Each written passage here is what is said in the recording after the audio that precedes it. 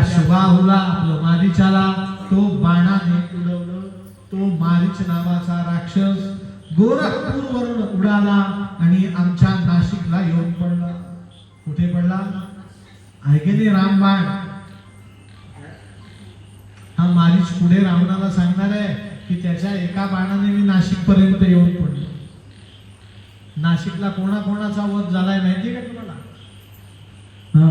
नाव मोजा. खर किती झालं? खर नावाचा राक्षस किती झाले? एक. दुसरा दूषण किती झाले? आणि तिसरे मारीच महाराज. मग या 3 जणांचा वध झाला. नाशिकला राहणारे कोण कोण हात वर करा. या 3 जणांचा वध जिथे झाला त्याला म्हणायचं त्रिवधा. म्हणून त्याचं अपभ्रंश झालं तिवंधा.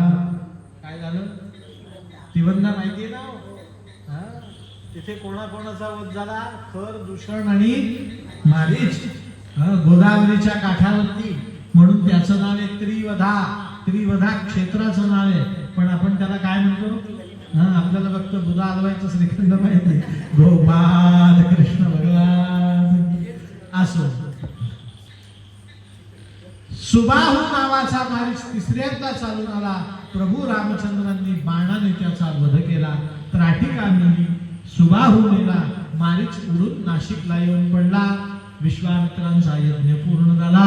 विश्वामित्रांनी 51 दिव्य अस्त्र रामचंद्राला प्रदान केली आहेत. रामचंद्रांनी ती लक्ष्मणाला दिली आहेत. आणि आता विश्वामित्रांनी सांगितलं रामा माझ्या पाठीमागून तू मंत्र म्हण. रामचंद्रांकडनं मंत्र म्हणून घेतला सप्तशतीच्या पाठातला. फार सुंदर मंत्र आहे. रामचंद्रांनी या मंत्राचं पठण केलेलं आहे. खडगिनी शूलिनी घोरा गदिनी चक्रिणी तथा शंखिणी चापिणी बाण भुषुंडी परिधान. हा विश्वामित्र ऋषींनी सांगितलेला मंत्र रामचंद्रांनी जप केला. आणि विश्वामित्र ऋषींच्या या जपाच्या प्रभावाने प्रभू रामचंद्र सर्व शस्त्रमंडित झाले. सप्तशतीच्या पाठाचं अनन्य साधारण महत्व आहे. मार्कंडेय ऋषींनी लिहिलेला ग्रंथ आहे. कोणी लिहिला? कुठे लिहिला? आपल्या नाशिक जिल्ह्यात वणीला. महिषासूर राक्षसाचा वध तिथे झालेला आहे. त्या मार्कंडेय ऋषींनी 700 श्लोकांचं सप्तशती पाठ म्हटला. ऐकण्यासाठी साक्षात जगदंबा आली. तिला एक श्लोक व्यवस्थित ऐकू आला नाही. तो श्लोक होता देवी प्रपन्नार्ती हरे प्रसीद प्रसीद मातर जगतोखिलस्य प्रसीद विश्वेश्वरी पाहि विश्वम त्वमीश्वरी देवी चराचरस्य. मग तिने मार्कंडेयाला सांगितलं मार्कंडेय ऐकू आलं नाही, परत ऐकव. म्हणून त्यांनी त्या देवीने काय केलं? जरा वाकडी मान ऐके सप्तशतीचे पाठ. सप्तशतीचा सतत पाठ ऐकणारी सप्तशृंगी देवी. आपले उदय दीक्षित इथे बसलेले ते रोज सप्तशतीचा पाठ करतात. 12 महिने करतात. ते रोज मला विचारतात उद्या किती वाजता जायचंय? मी सांगतो 7ला जायचंय. मग ते 6ला पाठ करून काय असतं? तयार असतं. सप्तशतीच्या पाठाचं वर्णन प्रभू रामचंद्रांनी तो पाठ केलेला. आता विश्वामित्रांनी सांगितलं रामा दशरथांकडून तुला मागून घेतलं होतं. तुला दिव्यास्त्र द्यायचे होते. काहीतरी निमित्त पाहिजे होतं. ते निमित्त त्राटिकेचं वध करून मला साध्य झालंय. पण तुला मी अनमोल अशी भेट दिली आहे असं तुला वाटतं. पण त्याच्यापेक्षाही अनमोल भेट तुला मला अजून द्यायची आहे. म्हणे काय? म्हणे परवाच मला निमंत्रण देण्यासाठी येऊन गेले विदेह राजा जनक. त्या जनकाची कन्या तिचं नाव आहे सीता. त्या सीतेचं स्वयंवर आहे. म्हणे महाराज मग तिथे काय? म्हणे तिथे चल तर खरं. तुला मी अजून एक सुंदर अमूल्य रत्न देणार. राम लक्ष्मण दोघंही विश्वामित्र ऋषींबरोबर मिथिला नगरीमध्ये नेपाळ प्रांतामध्ये. लक्षात ठेवा मिथिला नगरी ही जनक राजाची नगरी. हुई जनक. तर मिथिला नगरीच्या सिंहासनावरती जो बसतो त्याचं नाव राजा जनक. कोणीही बसा, त्याचं नाव काय? जनक. इंग्लंडच्या सिंहासनावर जी कोणी राणी बसते तिचं नाव एलिझाबेथ ठरलेलं. ठीक आहे. मग आपण एवढंच म्हणायचं एलिझाबेथ पहिली, एलिझाबेथ दुसरी, एलिझाबेथ तिसरी म्हणतो की नाही? तसं हा जनक राजा पहिला, जनक राजा दुसरा, जनक राजा तिसरा. आत्ता आम्ही जनक राजाची कथा सांगतोय. त्या जनक राजाचं नाव आहे शिरध्वज जनक. काय नाव? त्याचं नाव शिरध्वज.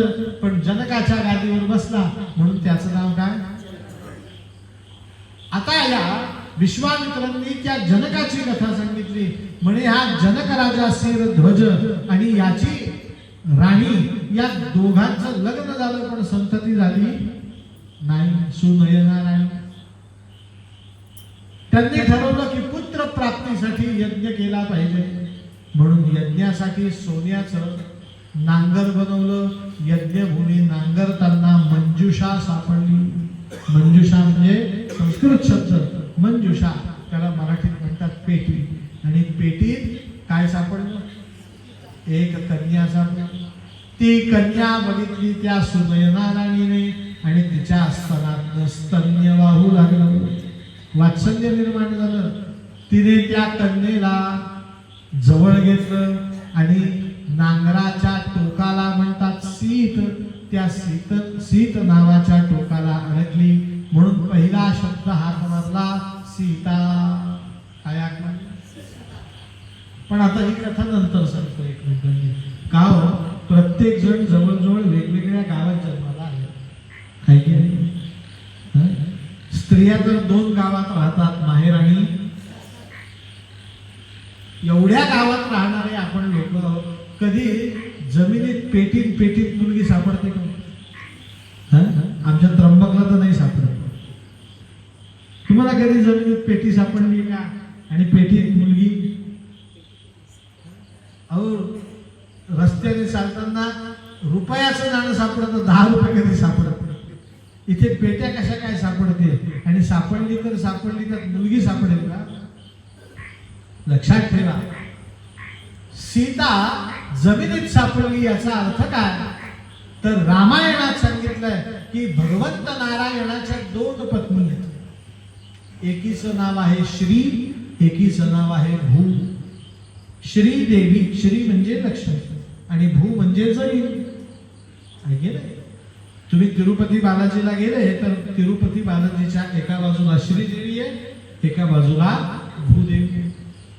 सकाळी आपण उठलो की त्या पृथ्वीला नमस्कार करताना या शब्दाचा उल्लेख करतो. आपण म्हणतो समुद्र वसने देवी पर्वतस्तन मंडले विष्णू पत्नी. बस आपलं काम झालं. हे पृथ्वी तू कोण आहेस? विष्णू पत्नी. कुठल्या विष्णूची पत्नी होईल? तर या जमिनीचं नाव आहे वसुधा. नाव सांगा मला. या जमिनीचं दुसरं नाव आहे वसुंधरा. काय नाव आहे? पहिलं नाव काय? दुसरं नाव? तिसरं नाव आहे रसा. काय नाव आहे?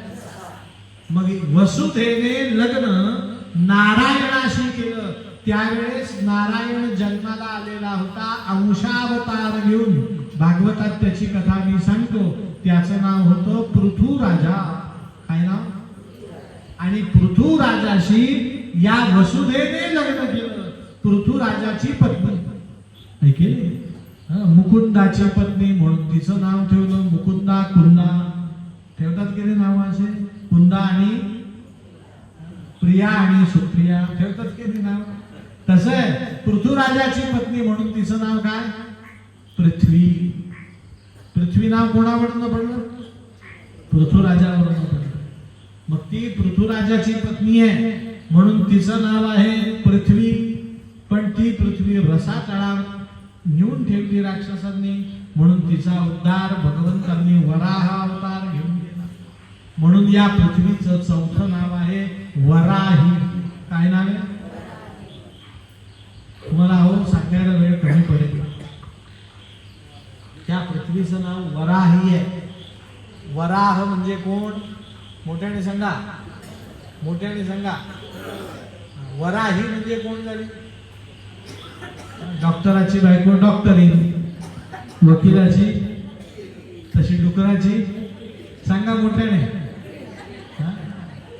वराहीण, तिचं नाव आहे वाराही. काय नाव आहे?